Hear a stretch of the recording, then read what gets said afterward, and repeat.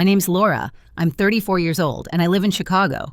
To be honest, I always thought Jeremy and I had a nearly perfect relationship. He's 36, works as a graphic designer, very creative, easygoing. Doesn't let much get to him, which is supposed to be a good balance for me. I can be a little, driven. That night, everything changed. We were at a dinner party at his best friend Alex's apartment.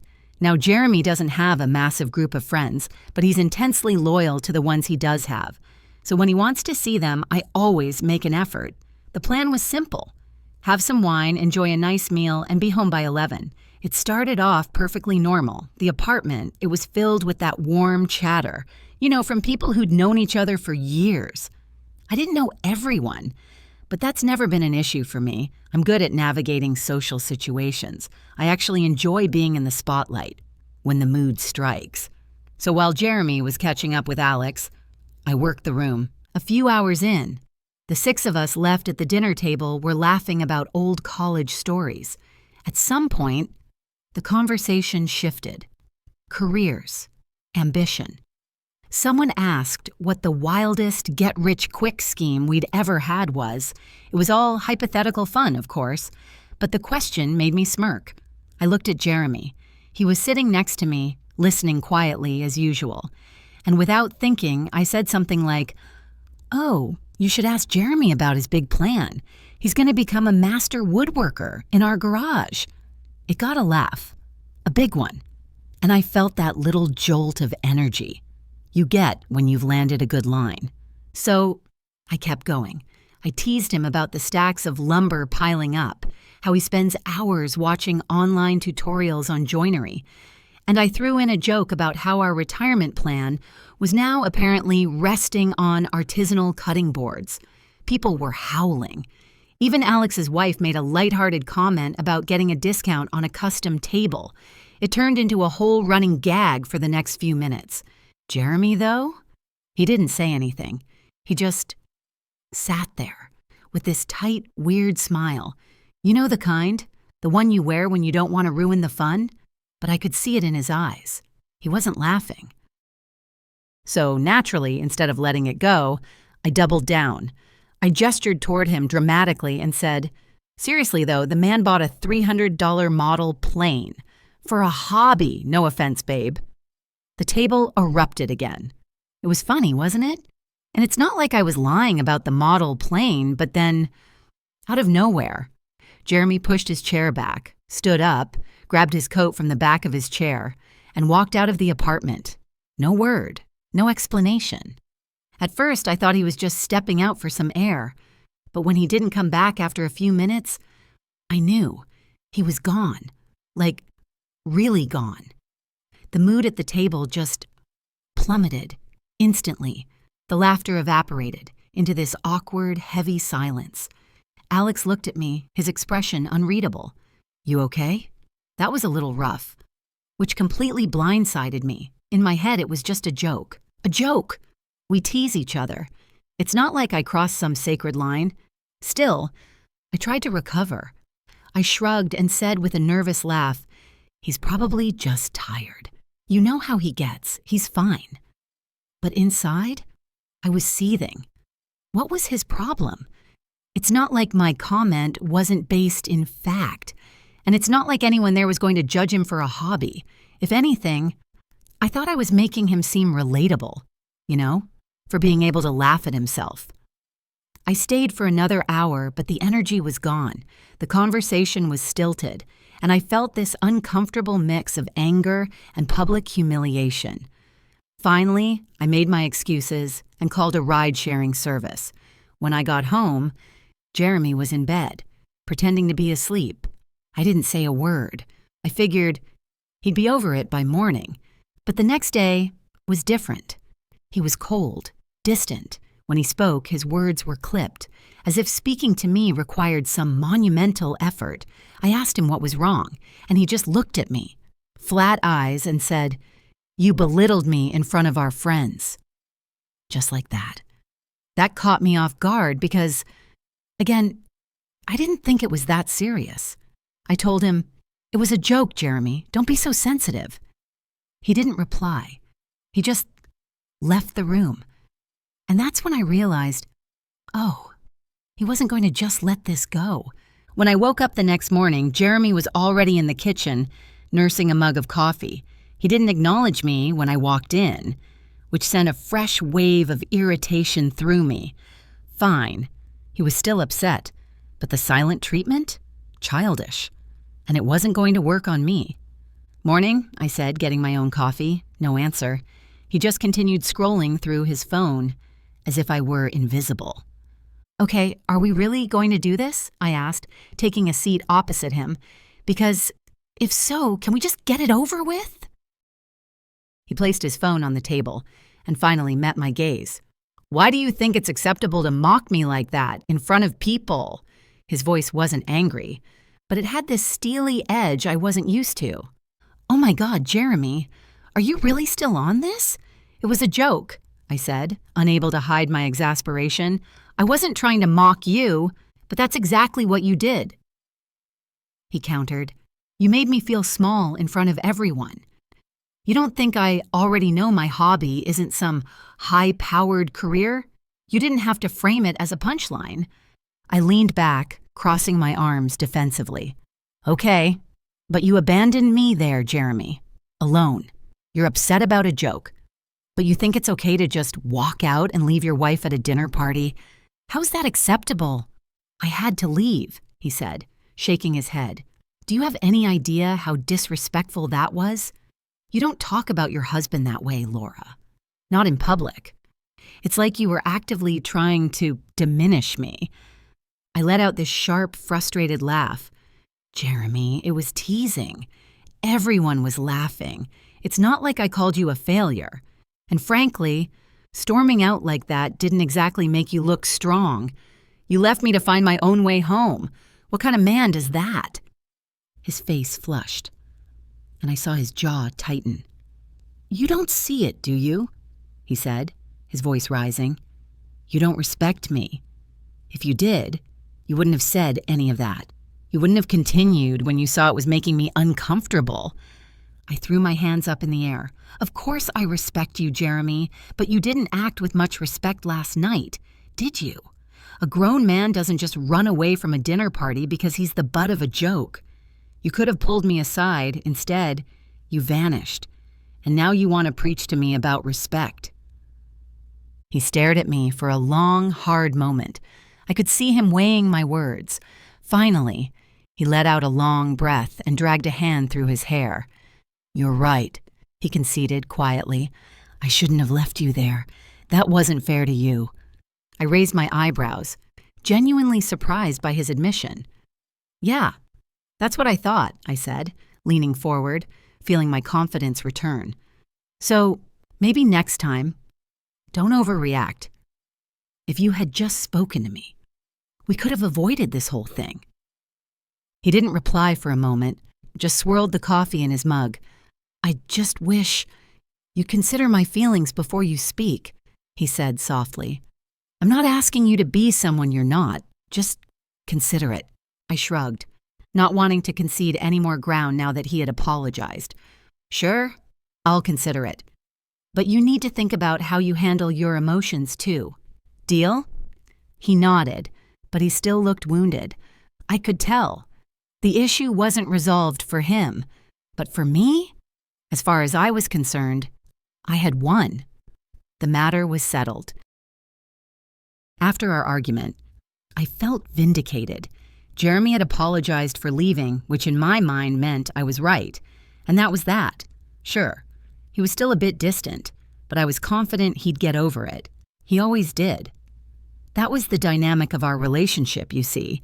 He'd get hurt by something, I'd defend my position, and eventually things would smooth over, return to my version of normal. It didn't even require much thought anymore. Jeremy, he wasn't a confrontational person. I had always been the driver in our relationship, making the social plans, managing our investments, even deciding where we went on vacation. He never seemed to mind. In fact, I think he preferred it. He never put up a fight. So when I say I was in charge, it's not an exaggeration. It was just our reality. And it worked. At least, it worked for me. A couple of weeks later, Jeremy told me he was going away for the weekend. Alex and some of the guys are going up to a cabin in Wisconsin, he said. Just like that. Like it was the most normal thing in the world. I raised an eyebrow, but didn't push it. I knew exactly what it was about. A boys' weekend, to complain about their partners, where they'd sit around a fire, drinking beer and reassuring each other.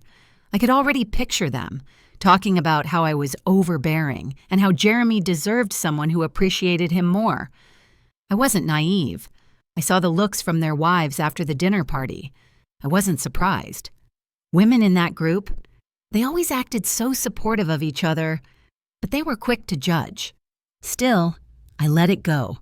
If Jeremy needed to go vent with his friends, fine, let him get it out of his system. He'd come home, and things would go back to how they were. But when he returned that Sunday night, something had changed. It wasn't overt. He didn't come in looking for a fight. It was quieter, more profound. He seemed calmer, more centered. When I asked how the trip was, he just shrugged and said, "It was good. Really good." "Just good?" I teased, trying to get a reaction. "Did Alex burn the hot dogs again?" He offered a small, genuine smile. "No, the food was fine. I just had a lot of time to think." That was new.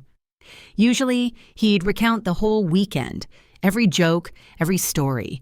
This time, he was reserved, introspective. He unpacked his bag and went to bed early, leaving me on the couch, feeling strangely unsettled, wondering what had really happened in that cabin. Over the next few weeks, I noticed more changes, small at first. He didn't automatically agree to my plans anymore. When I suggested a restaurant for date night, he said, "Actually, I was thinking we could try that new Thai place downtown." With this quiet confidence, that wasn't a question. Or when I mentioned a weekend trip to a vineyard, he told me he had already signed up for a weekend-long woodworking seminar. Jeremy didn't do seminars. It wasn't just his actions, it was his entire demeanor. He seemed more present, more engaged with his own life, like he wasn't waiting for my permission to have interests. I wasn't used to it, and I didn't like it. Not because I wanted to be a dictator, okay, maybe a little, but because it felt like he was building a world that didn't revolve around me. It felt like he was shutting me out, and I had no idea why. One night, I finally confronted him. "You've been acting weird since that cabin trip," I said, as we were getting ready for bed. "What's going on?" He looked at me, and for a moment, I expected him to brush it off, but he didn't. "I've just been reevaluating things," he said, "about us, about myself, about what I want out of life." That put me on edge. "What you want?" I repeated, my voice tight. "What does that even mean?" He shrugged. "It means I've been too passive. For too long, I've let my own interests, my own needs, take a back seat. I need to start prioritizing myself more. That's all." I let out a nervous laugh. "You make it sound like I've been holding you hostage. Is this still about the dinner party? Because I thought we were past that." "It's not just about the party, Tom," he said, his eyes meeting mine in the mirror. "It's about the dynamic. It's about everything." And just like that, the ground shifted beneath me. This wasn't about one night or one stupid joke anymore. This was about the very foundation of our marriage. And for the first time, I realized he might not be okay with it. For the first time, I felt like I was losing control. Jeremy came home from his design studio one evening, and I knew instantly something was wrong. He had that look on his face, that quiet, determined expression he got when he had spent hours planning what he was going to say. I didn't push him, though. If it was important, he would bring it up. That was our usual dance. We ate dinner in near silence, the tension so thick I could barely swallow. Then, just as I stood to clear the plates, he finally spoke. "We need to talk." I sighed, my patience already worn thin. "Okay, what is it now?" He didn't react to my tone, which in itself was a change. He just sat back, folded his arms across his chest. "Why do you treat me the way you do?" The question caught me completely off guard. What are you even talking about? I mean the way you speak to me, he clarified. The way you act like your career is the only one that matters, like my passions are a joke. Do you even respect me, Laura? Be honest. I rolled my eyes. Of course I respect you, Jeremy. You're my husband. Why would you even ask that? He shook his head, a look of deep frustration on his face. Because your actions say otherwise. You humiliated me in front of our friends, and when I tried to talk to you about it, you dismissed my feelings as an overreaction. You don't listen to me. You don't support what I care about. Half the time, it feels like I'm just an accessory in your life. That's not fair, I retorted. I wasn't trying to humiliate you. It was a joke. You're the one who turned it into this massive issue. Laura, he said, his voice sharp now. This is bigger than the dinner party. It's everything. It's the way you talk down to me, the way you shut me down when I'm excited about something. If you really respected me, you wouldn't do that. I felt my cheeks flush with anger. Jeremy, don't pretend you're some innocent victim here. You don't stand up for yourself. You let me make all the decisions, and now you want to act like I'm some kind of monster. Maybe if you were more assertive, I wouldn't have to run everything all the time. That's not an excuse, he cut in. Why did you marry me if you don't respect who I am? Was it just because I was easy? A safe bet who wouldn't overshadow you? Or was there something else? Because I'm starting to think I was just a placeholder for the man you actually wanted. I was speechless. The words, they were like a physical blow. That's a horrible thing to say, I finally managed, my voice trembling a little. You're twisting this into something ugly. Am I? He challenged, his voice rising with an emotion I rarely heard from him. Because the way you treat me, it doesn't feel like a partnership, Laura. It feels like I'm a disappointment to you, like I'm not ambitious enough, not tough enough for you, and maybe I never was. That's not true, I snapped, but the denial felt weak, even to me. You're just overthinking this. You're letting Alex and your friends get into your head. They've been feeding you this nonsense, and now you're trying to blame me for your insecurities. My friends didn't put these feelings in my head, he said firmly. You did. They just helped me find the courage to finally say it. And I'm glad they did, because we can't continue like this, Laura. This dynamic, it's toxic. It's not fair to either of us. I crossed my arms, leaning back defiantly. Oh, so what's your grand solution? Marriage, counseling, a trial separation? Are you just going to give up on us because I made a few jokes about your hobby? This isn't about the jokes, he insisted. This is about a fundamental lack of respect. It's about whether you even want to be married to me. Because from where I'm standing, it really feels like you don't, I scoffed. That's insane. You're blowing this completely out of proportion. No, he said, his voice steady and clear. I'm asking you for the truth. Is there someone else, or am I just not the man you ever really wanted? The question landed like a grenade in the quiet room. For a second, I couldn't breathe. My first instinct was to deflect, to attack. But something in his gaze, it stopped me. He wasn't trying to pick a fight. He wasn't accusing me. He was just finished. I stood up, my chair scraping loudly against the floor. You know what, Jeremy? Maybe your friends are right. Maybe this is a lost cause. You want to sit here and act like the wronged party, like you've been a perfect husband, but you haven't been. And maybe, just maybe, I'm not the villain here. Maybe we're just not compatible. He didn't argue. He just watched me with that same calm, resigned expression, and for the first time, I understood. He wasn't trying to win. He was trying to see if there was anything left to save. What do you want to do, huh? He asked quietly. Because I can't keep living like this, Laura. We either commit to fixing this, or we walk away. I had no answer. For the first time in our relationship, I was completely speechless. Jeremy and I sat there in silence for what felt like an eternity after his ultimatum. Fix it or walk away. I wasn't used to being put in this position. Normally, I could argue my way out of anything. He'd eventually concede. and we'd move on. But not this time. The finality in his voice, it was terrifying. Finally, I sighed, forcing a tone of measured reason. All right, if you want to fix it, we can try marriage counseling. His eyebrows shot up. I could tell he was surprised I'd agreed so easily. Are you serious? Yes, I said, leaning forward, folding my hands on the table to appear sincere. I don't want our marriage to end. If you really think counseling will help, then I'm willing to do it. It wasn't entirely a lie. The thought of divorce, of dismantling the life I had so carefully constructed, was nauseating. Jeremy was part of that life. But the truth? I saw this as a temporary crisis. He was having a little confidence spurt after his weekend with his friends, but I was sure he'd settle back into his old self soon enough. Agreeing to counseling, it was a strategic move. Actually following through, that was a different matter. I promised him I'd research therapists, book an appointment, but weeks slipped by.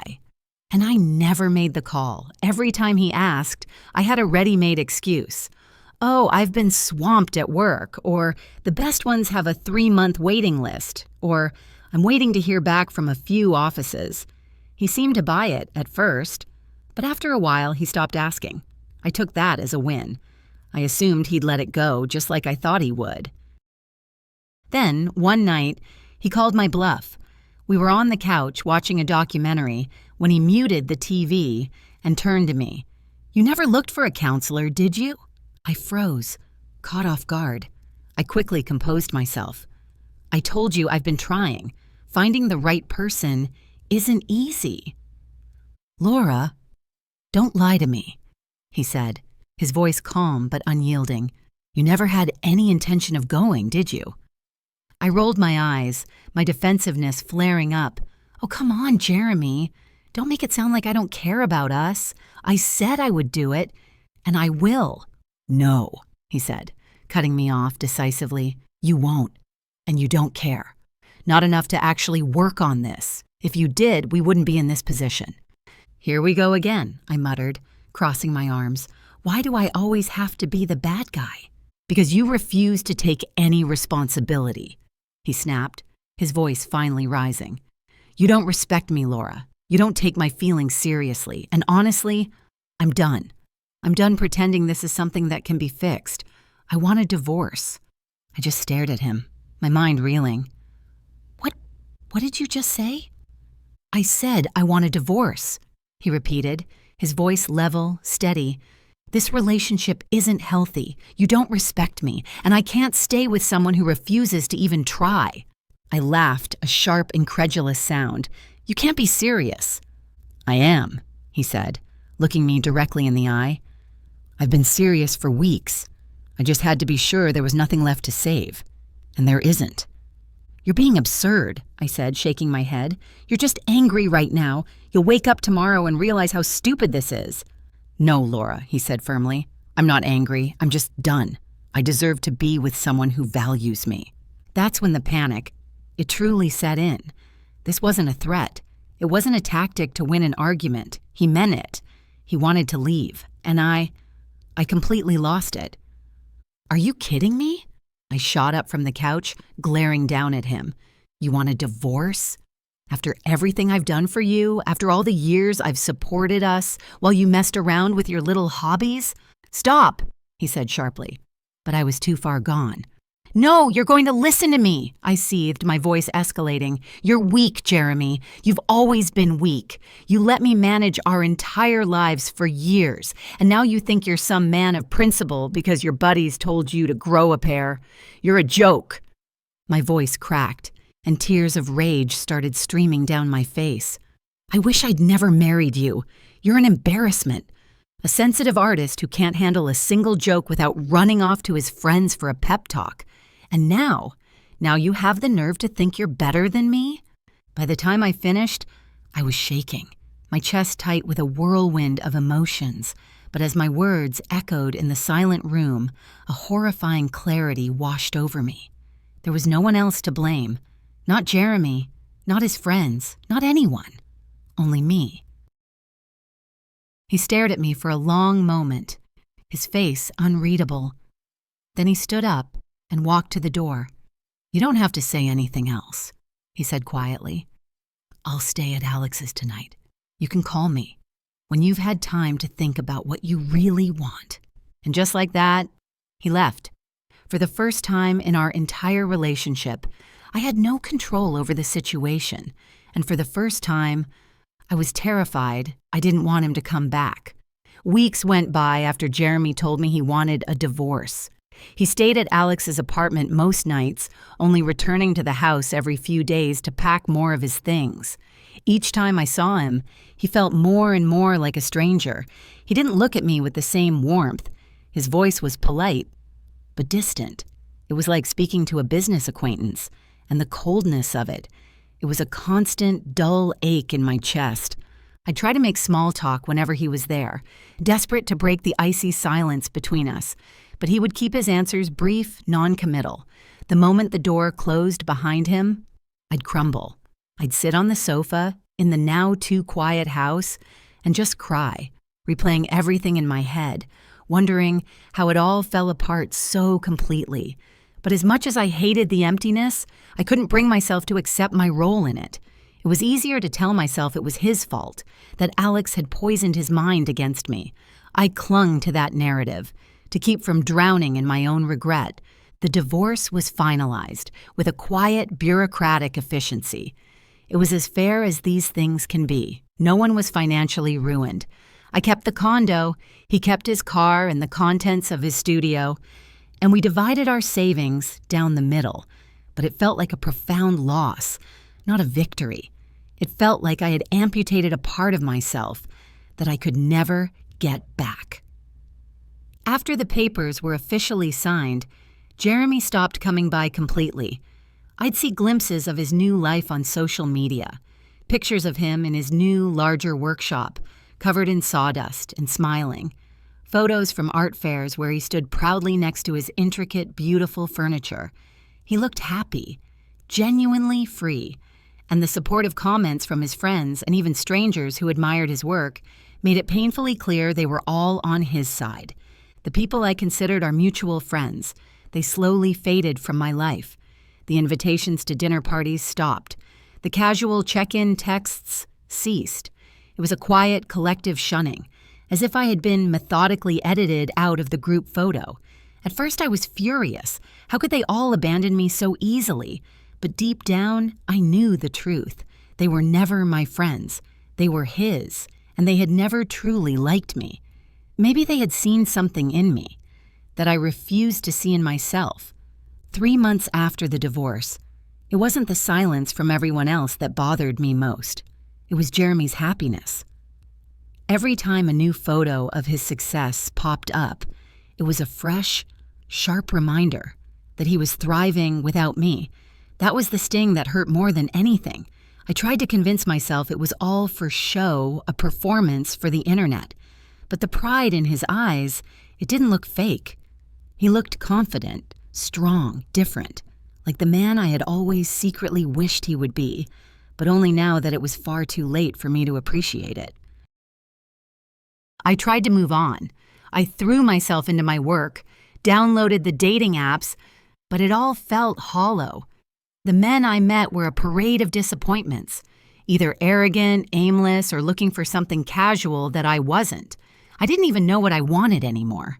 All I knew was the terrifying prospect of ending up alone, a feeling that became more real with each passing week. I still told myself the story, that the divorce was for the best, that Jeremy wasn't ambitious enough for me, that I deserved someone stronger, more dynamic, someone who could keep up with me. But every time I saw his name on my screen, a quiet, insistent voice in the back of my mind would whisper that I had made a catastrophic mistake, that maybe, just maybe, I had been the problem all along. But that was a truth I'd never say out loud, not to anyone.